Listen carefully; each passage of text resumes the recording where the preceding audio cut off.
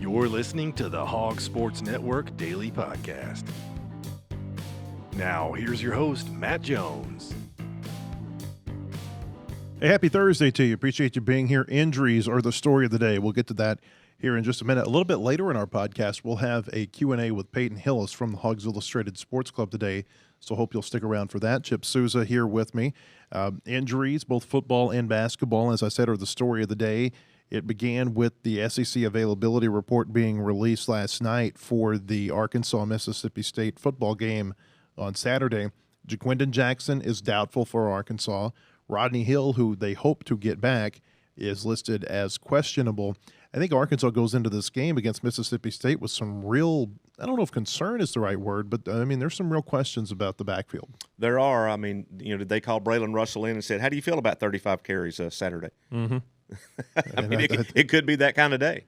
Yeah, it reminds me, and I mean, you go way back for this. In 2000, they went down there. I don't know if you remember this game. They played it in like the ice and the sleet in Starkville. But they had injuries at running back. I think Cedric Cobbs was out, Fred Talley was out, and they had Brandon Holmes go down there, and he carried it like 41 times. Yeah. And, I mean, it was they only scored 17 points, but, I mean, it was just turn around and hand it to him every single time. I don't know if it's going to be like that with Braylon Russell, but I do think that we're going to see him take on a workload unlike anything we've seen before this year. Well, and they still have Dominion too, so they have two guys that can run the ball. But I think they've already pretty much told Braylon, you're going to get. Well, they say I need to eat. I want to eat. You're going to get a chance to eat a lot Saturday. Yeah, he certainly is, and I think they're going to throw the ball a lot against Mississippi State. Teams have had some success throwing against Mississippi State.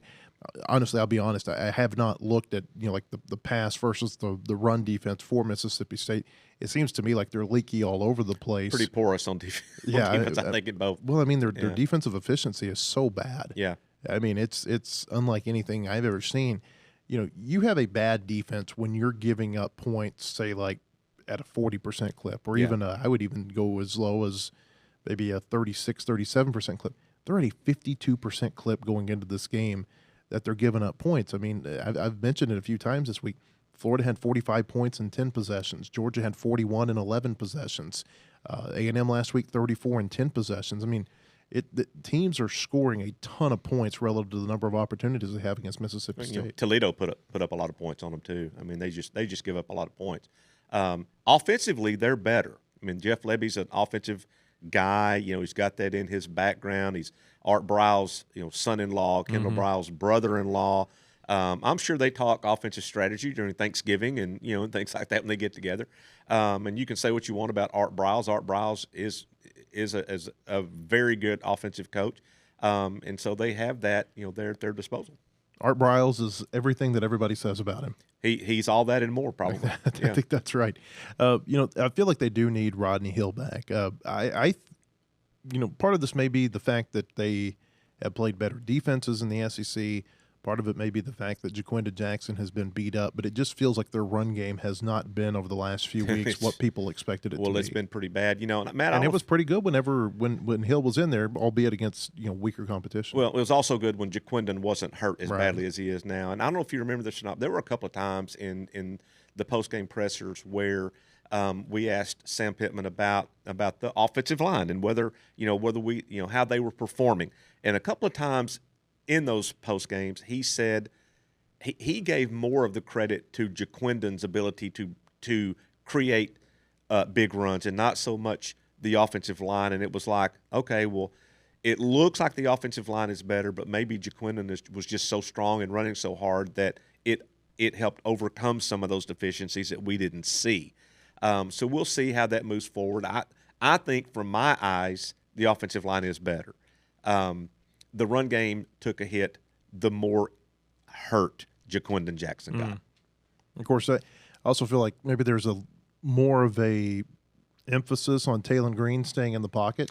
And I think maybe that's affected some of the running numbers too. Yeah, and right now they're kind of in protection mode with him. They don't want him to take another shot to the knee.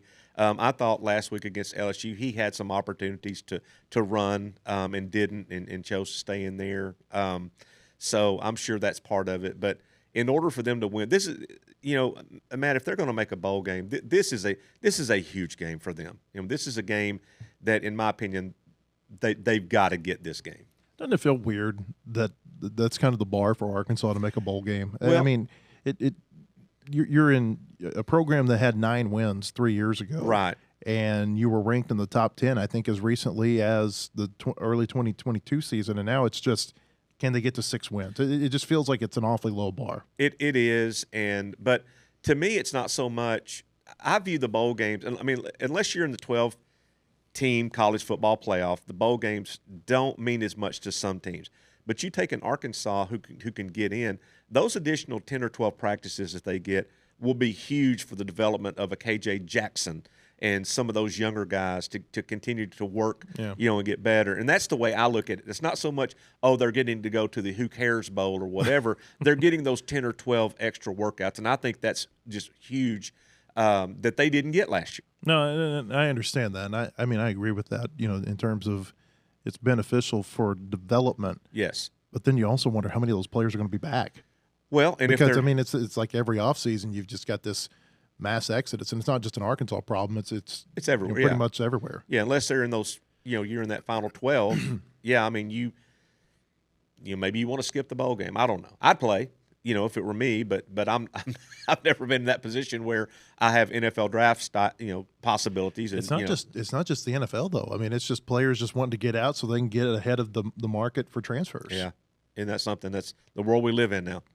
Yeah, it's. I didn't mean to go off on that. A little chase that rabbit hunt. Yeah.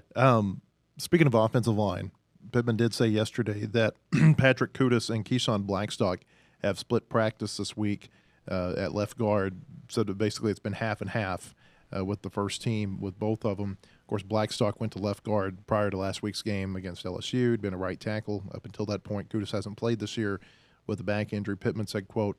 Both of them have played well, but it is competition. We're going to have to run one of them out there with the first team. We'll figure that out after today and tomorrow's practice, tomorrow being Thursday. Both of them have had good weeks. Kudus hasn't played. Nope. I feel like maybe this is more of an indictment on Blackstock, the fact that they're even having this conversation at left guard, the fact that you have a player who they have openly said they want to redshirt, potentially coming back before that 4-game window, because you don't put Kudus in here, I feel like, only to take him out, say, a game or two down the line where you can preserve that red shirt. This is about trying to get a better 5 in place along the offensive front than you have right now. What does it mean when he says we're going to have to run one of them out there with the first team? It's not – basically means we're going to have to choose one of them. Well, we got to choose somebody. I don't know that those are glowing recommendation words. I think some of that's just kind of how he speaks. Okay. We're going to – somebody's got to do it, kind of a thing. Yeah, I mean, I think some of that's just his personality. But it's like the basketball coach when I played looking down at me and going, who else we got? Let's see. Okay, I guess it's you. Isn't it always kind of a red it's always a red flag to me, though, when you've got offensive line changes like this. Yeah, you want more stability. I was thinking about this coming in, Matt, the way things have changed. And talking about the Arkansas offensive line, because that just drawn such focus the last couple of years. But they've got reinforcements coming in this recruiting class. They've got some verbal commitments from some big dudes coming in from different places. Freshmen. And that's what I was going to say was, it wasn't that long ago that a freshman starting on the offensive line was an almost unheard of thing, unless like you a naughty were word. Yeah, unless you were Anthony Munoz or somebody like that. Sean Andrews. Yeah, somebody that was just like, there's no way to keep him off the field kind of a thing. Usually guys like in taking Nebraska, which I feel like back in the day in the 90s and whatever under Tom Osborne, they were the kind of the epitome of offensive linemen. They called it the pipeline. But you didn't get to hit the field until, your third year there after a red shirt, and then 2 years of toiling under whatever, and then maybe that third or fourth year you'd get on the field. Back when freshman teams were something, Nebraska would play you on the freshman team, then they would redshirt you your second year, and then to your point, even getting on the field, maybe your third year would be tough. But I think it was Clay who's told me this story. He would go on those Big 8 Skyriders tours, and he said, Tom Osborne could point out a guy and say that guy's going to be that's going to be an All-America offensive lineman in 2 years. they just knew, and they could they could develop those players.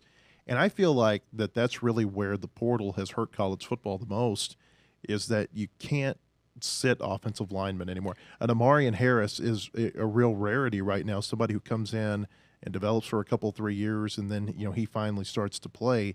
That's what you used to always see at that position, and now if they don't get to play, they're just going to transfer somewhere that's going to let them on the field. There's no other position on the field where continuity and stability is more important than the offensive line. And development. And those guys playing together. You see a college team, and I know Texas didn't look good against Georgia the other day, but their offensive line, I think their guys pretty much are all 3-year starters, 2- and 3-year starters. It makes a big difference in your ability, particularly to run the football, which I feel like is very important. If you got a big old, 295-pound nose guard who's 23-year-old man who's going to be in the NFL next year lined up across from you, and you're 19 years old, good luck. Your strength is not going to be – very few players are going to be advanced enough at that age physically to be able to handle that. And I feel like I said, I think that's where college football has really suffered is the most with this, the whole transfer thing – is on the offensive line, because I mean, like you said, it takes time. It takes time to marinate an offensive lineman. Well, I'm a big Kansas City Chiefs fan, and I'm on some message boards with Chiefs fans, and they're all the time wanting to throw. What's your handle? What's your handle? I don't have. You do. They're all the time sure wanting to throw money at receivers and running backs, and kind of not the offensive line. But the Chiefs organization has chosen to pay their offensive line, and that's caused them to lose guys like L'Jarius Sneed and some other players like that. But they see the importance of having that continuity and taking care of those guys that take care of the quarterback. It's like Big Chief. Big Chief, yeah. Yeah, but that one probably is hard to come by. Yeah. You got to have like a number, Big Chief 937 or something like that. Hey, switching gears, speaking of Kansas City, Bill Self was in Kansas City yesterday at the Big 12 Basketball Media Day. He gave a little bit of insight into what this Arkansas-Kansas exhibition game is going to look like tomorrow night over at Bud Walton Arena. Said that they're probably going to play a quarters format.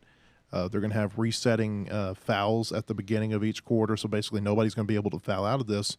And it's because both teams are a little bit banged up. Arkansas, John Calipari told us last week that they're going to have multiple players out for this exhibition. And then Calipari speaking yesterday, he said, let me find it here, Hunter Dickinson, who's their big guy in every sense of the word, 7'2", preseason All-American, just a great player at KU. He is, I would probably, I guess maybe define this as questionable, basically with a foot injury. Doesn't know if he'll play. They've got a transfer from Mississippi State, Shaquille Moore, who's going to be out. And then Rylan Griffin, the really good three-point shooter who came over from Alabama. He's dealing with a hip flexor, and he's doubtful for the exhibition game. So KU potentially without, two big players at least in Dickinson and Griffin. Well, it'll be a packed house tomorrow night. Everybody wants to see what Coach Cal is going to put on the floor. Unfortunately, what he's going to put on the floor for this exhibition is not going to be, what you're going to see for this most of the season. So temper the expectations a little bit. This is not a February, March roster yet. For either team, but it should be entertaining. I mean, these are two storied blue blood programs. I'm happy that they're playing each other. I'm hoping that this will lead to them playing each other more. Arkansas go to the Fog and play there next year and that kind of thing. So this is good for college basketball and for these blue bloods to play, even if it is a game that doesn't count in the standing. Calipari also said that there may be some breaks around the quarter timeouts where the coaches have the players go on the floor and do like some situational work. It's like, hey, we want to see your zone offense or your zone defense. We want to do this. We want to do that. So it's not going to be your traditional your traditional game. It won't be like the Purdue game. It won't be Purdue. Yeah, it will not be that. It's funny you mentioned that, Matt. That Friday night baseball game that I went to down there at the exhibition with Oklahoma State. Arkansas had scored 4 runs in an inning. And still 2 outs, and Holiday goes out and goes, "Get in here!" They rolled the inning. Pulled his players off the field, like, "Get in here!" Yeah. So it's take it for what it's worth. It'll be good to see. It'll be good to hear the basketball. It'll be good to hear the squeak of the shoes on the floor. It'll be good to see the slobber hog. But let's not go any farther than that. Just kind of take what you see and move on. KU's still got really good players. I mean, they've got a couple of top 35 recruits who are freshmen who are on this team. They've got this Zeke Mayo, the Summit League Player of the Year, who transferred in from South Dakota State. Greg Gurley, talked about him pretty extensively yesterday on our podcast. They've got KJ Adams. They've got DeJuan Harris. So Arkansas is still going to see good players, but I'm sure there's probably going to be a little bit of a disappointment, say, for a guy like Big Z. Yeah. And I'm not trying to say his name. Yeah, I don't know. I won't even say the quarterback from Tennessee's name. I'm not saying his name. But that, he's not going to get the chance to, post up against a Hunter Dickinson and get that type of opportunity because that can really help you down the road. It can, but, we've the season's going to be long. You got to take care of your guys. Guys who are dealing with ankle injuries and things like that, you got to let those heal the best they can. You don't want to exacerbate an injury like that by letting somebody play 10 minutes in a who cares exhibition game. As we record this, we have not heard from Arkansas's coaching staff yet. We do expect to hear later today from Kenny Payne, the Arkansas associate head coach, about just about this exhibition game. So if you'll go to our website, wholehogsports.com, a little bit later today, you can read what he had to say about Arkansas and Kansas. When we come back, we're going to play you our interview with Peyton Hillis at the Hawgs Illustrated Sports Club. But first, a word from our sponsors. Want to enjoy your life again? Burning, numbness, and general pain in your feet and legs might be keeping you from your daily activities. Neuropathy treatment can be effective to restoring your life. Come see what we can do at Enhanced Healthcare Wellness Institute in Uptown Rogers. We can treat your neuropathy pain and get you back in the game of life.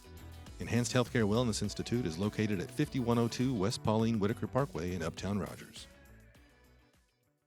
At Kendall King, we're proud of over 4 decades of design. We're continuing the legacy of great creative design by combining our brands of Kendall King, Soapbox, and Shopcart.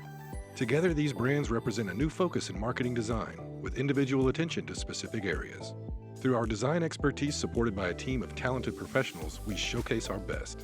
We are Kendall King, we are Soapbox, we are Shopcart, we are design.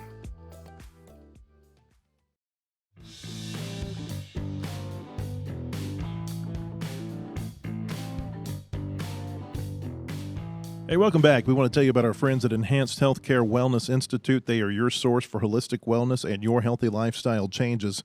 Located in Uptown Rogers, the staff at Enhanced Healthcare will target your specific health plan for wellness, from neuropathy treatment, primary care, weight loss, and so much more. You can count on the experts at Enhanced Healthcare Wellness Institute in Rogers. Peyton Hillis was an Arkansas running back from 2004 to 2007, and he said before that it was the worst time he could have possibly picked to be a running back at Arkansas. Darren McFadden came in his sophomore year. Felix Jones came in his sophomore year, and obviously they got a lot of carries, but it was one of the great backfields of all time in college football, that three-headed monster for the Razorbacks. They went to Atlanta in Hillis's junior year, played in the SEC championship game. Obviously, he had one of the great performances maybe ever by a Razorback in one of his final games, his final regular season game in Arkansas, a 2007 win over number 1 LSU in Death Valley. Hillis enjoyed a few years in the NFL, was on the Madden cover in 2012 after a great season with the Cleveland Browns. And then more recently, he was in the headlines for an heroic effort saving his family in the Gulf of Mexico. He was our speaker at the Hawgs Illustrated Sports Club on Thursday, and we're going to bring you that time that he had at the podium now. Here's Peyton Hillis at the Hawgs Illustrated Sports Club.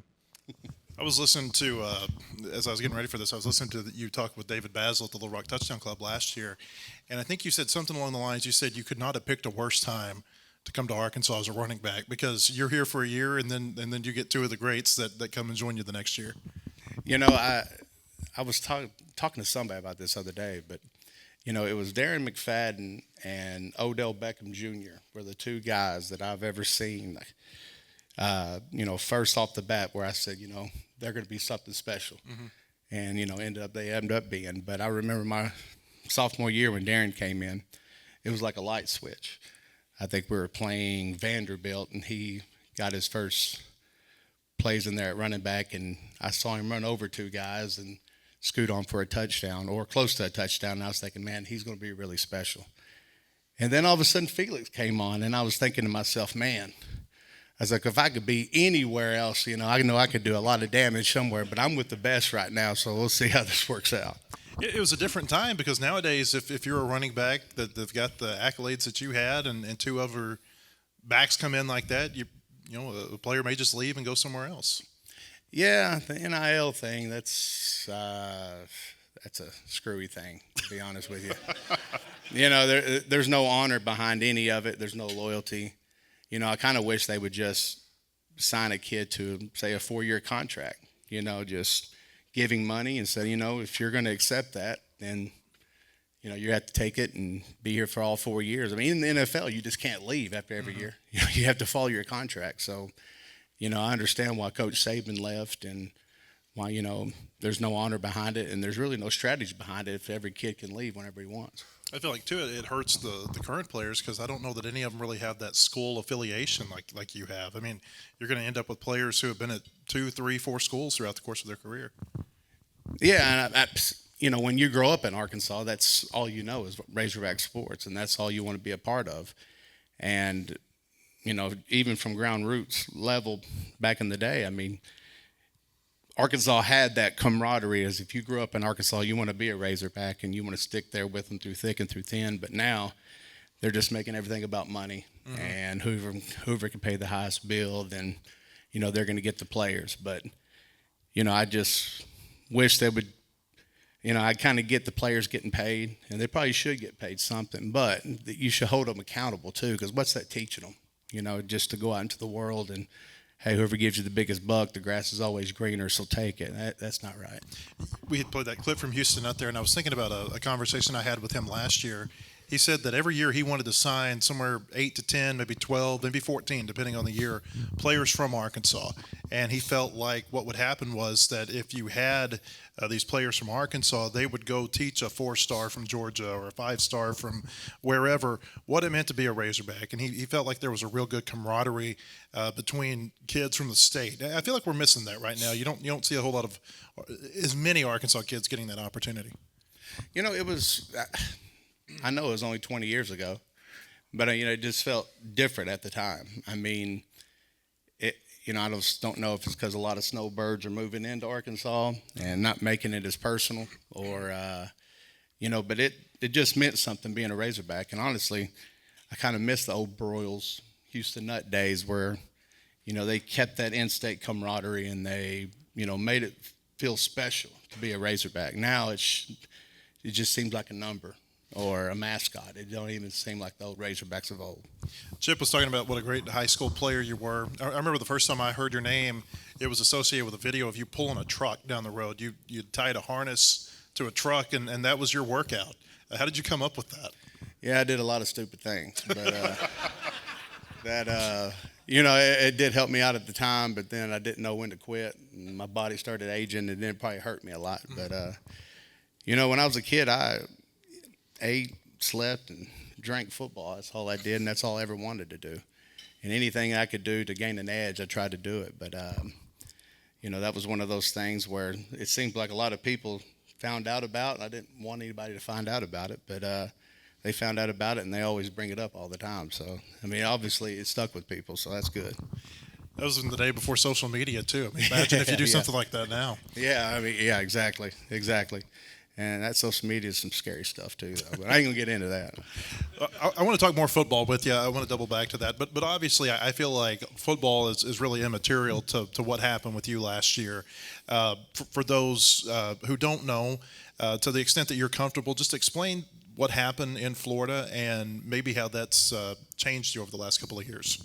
My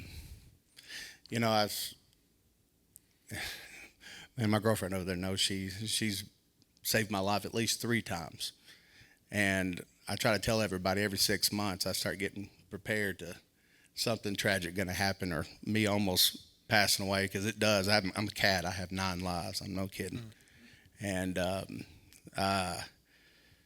almost passed away from bacterial pneumonia back in 2010, and then almost passed away from COVID 2020, and then again with pulmonary embolisms right after that, then almost drowned. It's always something. And but speaking of the Florida story, I remember my mother, she's like every other mother, I guess, just very spontaneous, especially around the holidays and Christmas time. We woke up and had Christmas with the kids, and she was like, hey, why don't we just all go down as a family and go to Portofino, Pensacola and spend New Year's. And so me and my brother and my sister and our family was like, yeah, let's do it. We'll head down there. And anyway, we drove all through the day, got there late that night, but it was a bad storm. And, being from Arkansas, we didn't pay too much mind to it.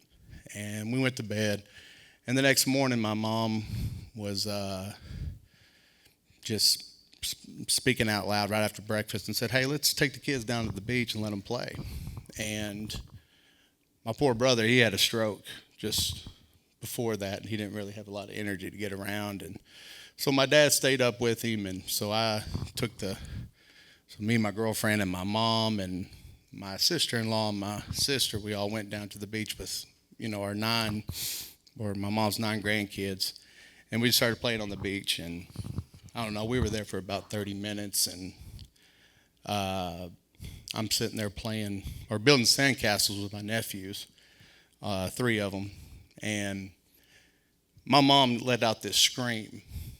And I mean, I think every child knows when their mom screams, there's a certain type of scream like, hey, you pay attention to. And anyway, she pointed out to my son and my niece and said they were drowning, and you could see the tide pulling them back out. And obviously the water started getting above their head. So I hit the water to go get them. And I didn't think, I just left. Not knowing at that time, especially what rip currents were and all that kind of stuff. So anyway, I'm swimming out there, and I see my niece, she starts pulling away from my son. And I don't know why, it was in slow-mo. And right after everything happened, I'm down for 11 or 12 days or so in coma or whatever I was in. And I remember I kept having dreams, just swimming past my son, and he's looking at me like, Dad, I need help. But I know, like, during that time, and it's not because I'm smart, this thing, maybe it was instinct, but I swim past my son, and I'm heading to my my niece, and because I knew she was in the most danger. And I don't know, it's like during that moment, a lot of things went through my mind, like, what if my son dies? But then I'm thinking to myself, like, how could I look my brother in his eye if his daughter passes away? And I swim out there to her, and every second feels like an hour out there when you're doing that. But I get out there to her, and she just wraps her whole body around me, and she just starts screaming and crying, we're going to die, we're going to die, we're going to die. And I go, honey, you're not going to die, you're going to be fine. And in the cycle of time comes up, this gentleman brings this paddle board, whatever it's called. I don't remember what it's called, but my sister swam out there about the same time, and I put my niece and my sister on the paddle board and push them off. And then I turn around to find my son, and at this time he was about limp, and his head kept on coming, just bobbing out of the water. And I swim up there to him, and I grab him, and about that point we're about 6.5, 7.5 foot of water, but the tide would come in and out, and so when it would come back out, you could stand on your tiptoes, and then when it come back in, it would be above your head, so you would have to swim. But he's sitting there in my arms, and his little eyes are rolling in the back of his head, and his head just keeps coming back. And at that point, I just said, Lord, like, whatever you do, take me. Don't take my son. And sorry, hold on. But anyway, it seemed like we were out there for 10, 15 minutes, and it was probably about that much time. And I felt myself fading as far as my strength. And I could feel the tide pushing us back in, and I could feel that we can about get out of it. And my son just got this bolt of energy. He just kind of awakened. And I remember I could see, like, out of the riptide, and I threw him out of it. And when I did, it just seemed like everything stopped. And I went and picked him up and started walking him. And I don't know how, but he just started getting this energy back. And as he was walking out, I'm still about 12 feet from the beach and about 3 foot of water. But I just remember I just had no more strength left, and I just passed out. And during this whole time, I'm sucking in all this water, and I'm not knowing it out there, just doing it. And I just remember falling over. At this point, I'm still conscious, and my girlfriend comes over to me, and she's motivating me, like, Peyton, get up. You got to get out. You know, you're going to drown. You got to get up, got to get out. And she's helping me out of the water. And I mean, can you imagine? There's not a lot a 100-pound girl could do, try to pick me up out of that water. But then I don't know, I get a few feet from the beach, but the waves are still coming in. I'm face first, and I'm still breathing in all this sand and water. And she ends up turning me over. And that's all I can remember until I woke up 12 days later. And you know, heard so much stuff, you know. Lucky to be alive. You know, when I woke up, I was crying because, you know, you don't know who died, you don't know what happened, you don't know where anybody was, but it was the biggest blessing in the world that everybody survived. And if anybody had to go, I wish it was me. And after all that, it was, you know, you kind of learn how to walk again. I mean, you had no energy to walk. I couldn't use the bathroom on my own. It was awful. But like I said, you know, if it had to be anybody, I'm glad it was me. You know, we use words like heroic to talk about football players, but to me, there's nothing more heroic than being there for your family like that. I don't like the word hero. You know, I think that any man that has love in his heart, that has love for others, a godly man, you know, I think that he will sacrifice himself, his ideals, for the people he loves. And I don't think it takes a hero to do that. It just needs to take a man that has love in his heart. I wonder how how all of this, has it changed your outlook, your perspective? What's changed for you in the last 18, 19, 20 months? You know, something came across my heart and my mind right after it happened, and I always tell myself this. I try to say if it's permissible, then it's necessary. And if it's necessary, it's permissible. You know, a lot of times in our life, we like to beat ourselves up for the mistakes that we've made. And started coming to the realization that life's going to do that anyway.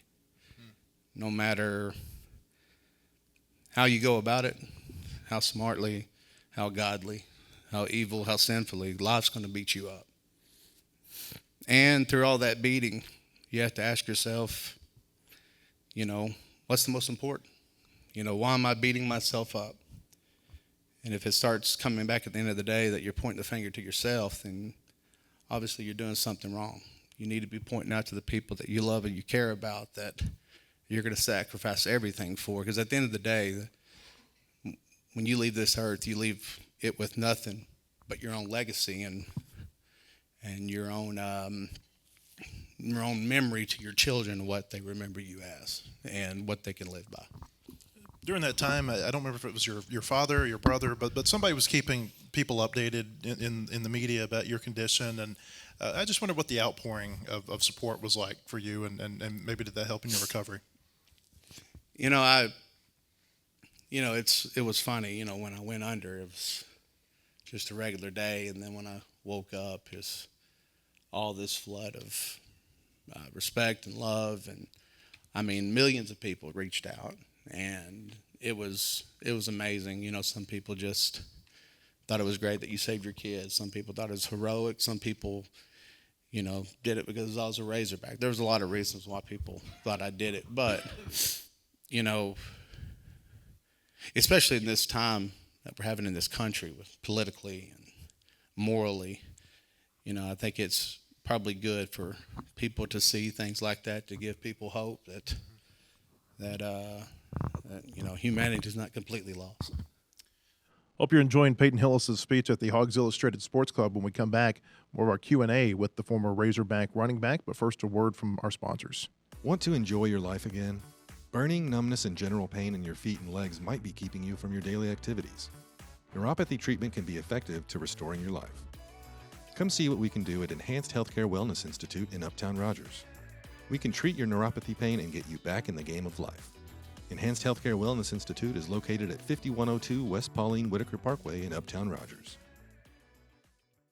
At Kindle King, we're proud of over 4 decades of design. We're continuing the legacy of great creative design by combining our brands of Kindle King, Soapbox, and Shopcart. Together, these brands represent a new focus in marketing design, with individual attention to specific areas. Through our design expertise supported by a team of talented professionals, we showcase our best. We are Kindle King, we are Soapbox, we are Shopcart, we are design.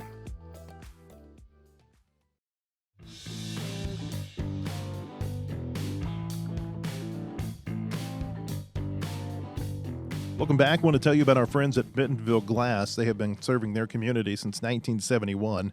They are committed, professional, and versatile.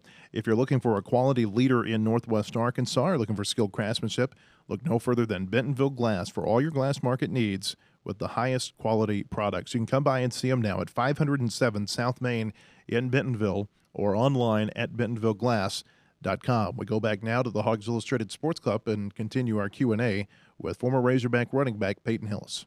So is it the same son who you're coaching his team over at Shiloh Christian now? That's correct. Yes, sir. He's I don't know what it is. I just, even when I look at the high school kids, they just seem so much bigger and stronger than even when I was growing up. But he's 11 years old. He's 5'4", 5'5", 160 pounds, and I was thinking, good Lord, son. And all he eats is chicken tenders and pizza. It's amazing. I mean, he drinks ranch like it's a beverage. And I think to myself, like, son, if you'd have had my want to at your age, you'd be a stud. But I don't tell him that. I let him do what he wants, and I don't try to push him into it. I want him to love football, and he does. He loves football, and so whatever he wants to do, I hope he does it with 100% of his heart. Do you like being around the game, coaching it? I do. I think I do at times. I forget that I'm really competitive, and when you're yelling and screaming at 10-year-olds and refs that probably shouldn't be out there, I start second guessing myself about how much I love it.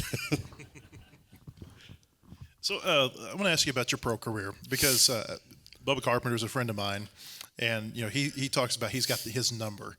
He was number 18,000 and whatever to make it to Major League Baseball, and he said it's special to him because there's only been like 21,000 people who've ever done it. More people have made it to the NFL because the rosters are bigger, but I mean that's still the dream. I wonder, just even getting that opportunity when you look back on it, but what's it mean to you?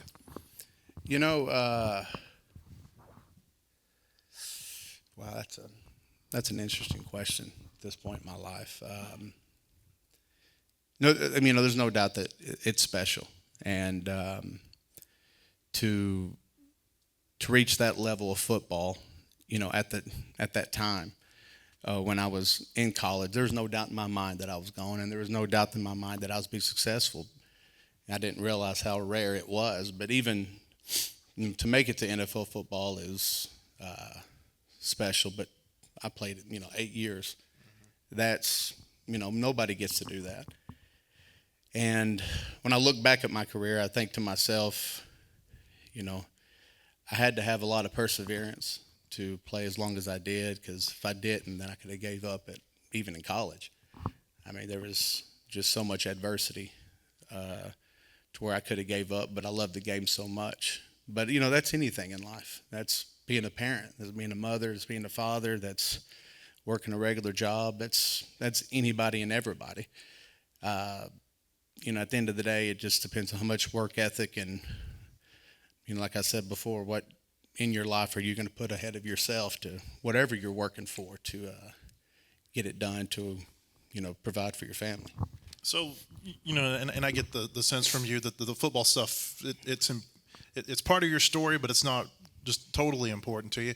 We showed the Madden cover a little bit earlier. I mean, there's only been a handful of people who've ever had that, and I think you might have been the only one who's ever won a fan vote to get on there. When you see that, what do you think?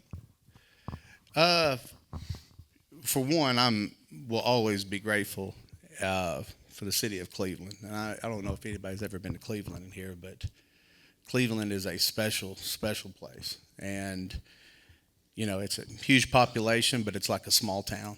It's like growing up in Conway with millions of people. I mean, everybody knew who you were.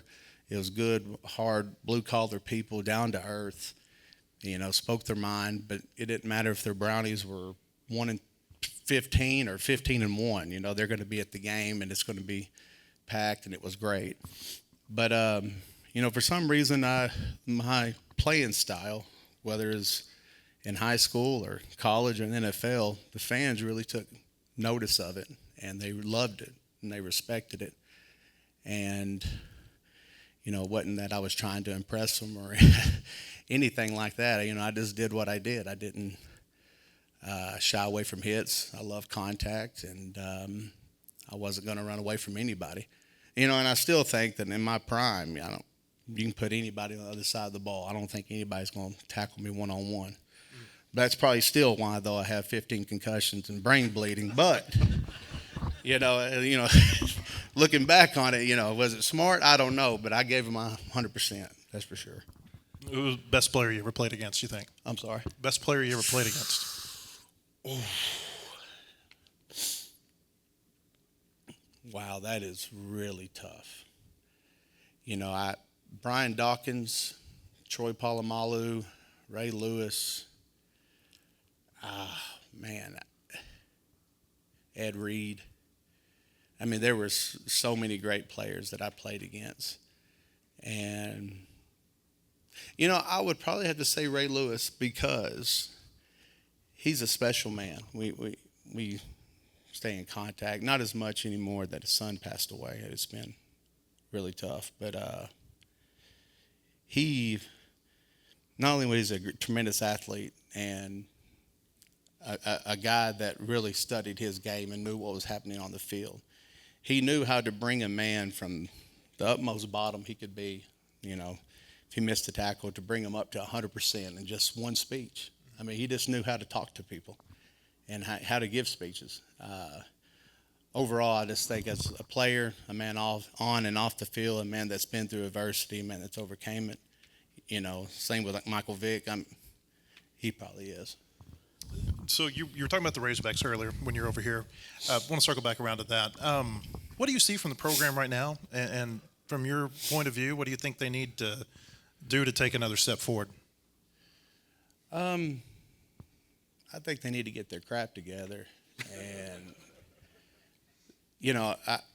I've had this talk with a few of the guys up there, but, and I kind of made it in the speech when I first came up, but, they have no in-state blood up there. They don't bring their players back, have them sideline. When you look at Auburn, you look at Alabama, you look at LSU, show your players, show your future recruits, like, hey, look who's came through here. Look who still supports the team. We support our old players, stuff like that. I don't see university doing that. And, I don't like that. I don't see any coaches that have any roots in Arkansas.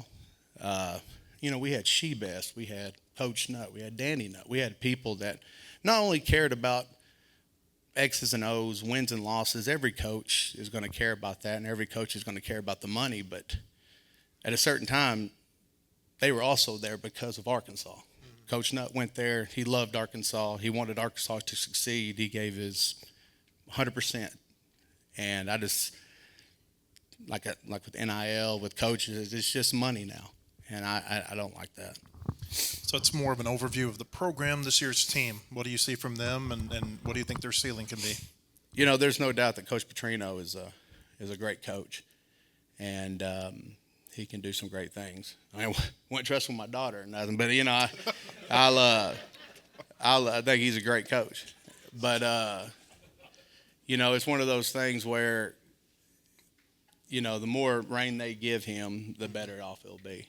And, I'm just hoping that the Hawks can find their stride and we can do something with this NIL stuff. I'm really hoping they can find something with that to where, Arkansas can have, more stability. So tell people, other than helping out with Shiloh's youth team, what are you doing these days? Well, I do some stuff with the NFL. I, have a few commercial properties. Like I said, again, I work with my son. Pretty much after the accident, I just wanted to be a dad most off. Time is precious, and I just didn't realize how precious time was.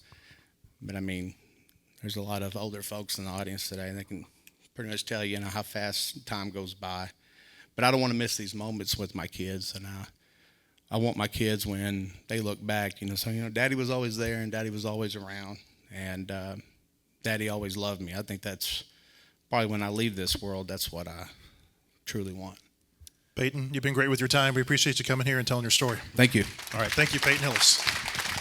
We appreciate Peyton Hillis being at the Hawgs Illustrated Sports Club. Appreciate you being here as well. If you're interested in learning more about the HI Sports Club, you can go to ozarkstix.com, OZARKSTIX.com. You can see our future speakers. Our next one will be Mike Neighbors, the Arkansas women's basketball coach.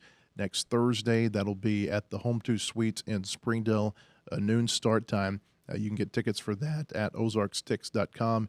If you're interested in joining us next week for Mike Neighbors, we'll be back with one more podcast tomorrow to preview both the Arkansas-Mississippi State football game and the Arkansas-Kansas basketball game. We'll give our weekend predictions on tomorrow's podcast. Until then, we hope you see us at wholehogsports.com, and we'll see you tomorrow. Have a great day, everyone.